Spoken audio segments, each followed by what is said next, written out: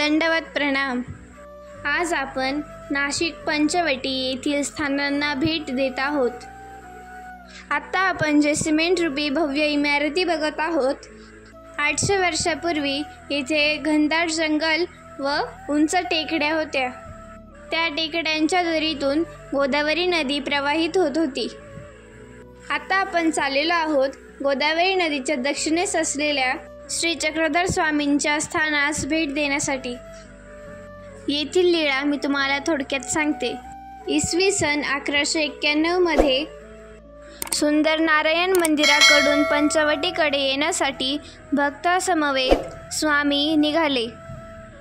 गोदावरी नदी पार करत असताना भक्तजन बुडू लागले व आधार देण्यासाठी त्यांनी त्यांच्या खांद्यावर असलेले उपरणे पुढे केले। उपरण्याचा टोक पकडताच सर्वजण पलीकडच्या काठावर आले। माझ्या आधारे हा भवसागर सुद्धा तुम्ही असाच तराल, असेच स्वामींनी सूचित केले। धारेच्या बाहेर आल्यावर सर्वजण येथे उंच खडकावर बसले। स्वामींचे येथे आसन झाले। येथून सर्वजण कपाळेश्वर मंदिराकडे गेले आणि हेच ते आसन स्थान आहे। महानुभाव पंथ संस्थापक परमेश्वर अवतार भगवान श्री चक्रधर स्वामी महाराष्ट्रामध्ये परिभ्रमण करत असता शके 1191 मध्ये वैशाख महिन्यात सिन्नरहून नाशिक येथे आले। पंचवटी व नाशिक परिसरात त्यांचा 10 दिवस मुक्काम होता। नाशिक पंचवटी परिसरात स्वामींची चरणांकित 30 स्थाने होती, त्यापैकी हे एक स्थान आहे। आपण बघत असलेल्या स्थानाची लीळा मी तुम्हाला थोडक्यात सांगते। पंचयतनाच्या देवळी उद्देश स्वीकारल्यानंतर सर्वज्ञ श्री चक्रधर प्रभू येथे आले। देवळाच्या चौकात त्यांना थोडा वेळ आसन झाले। त्यांच्या समवेत असलेले रामनाथी गुंफेत त्यांचे 10 दिवस वास्तव्य होते। त्यानंतर ते गोवर्धनला गेले व पुन्हा त्र्यंबक अंजनेरीहून नाशिकला आले।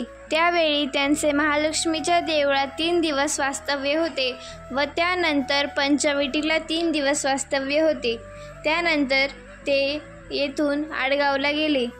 हे आसनस्थान अहिल्यादेवी होळकर पुलाच्या पश्चिमेस सुंदर नारायणाच्या पूर्वाभिमुख देवळाच्या चौकात आहे। हे चौक नमस्कारी आहे। हे ठिकाण नाशिक रोड रेल्वे स्टेशनपासून 9 किलोमीटर अंतरावर आहे। नाशिक पंचवटी परिसरात एकूण 30 स्थाने आहेत, पण काळाच्या ओघात त्यातील 28 स्थाने अनुपलब्ध झालेली आहेत।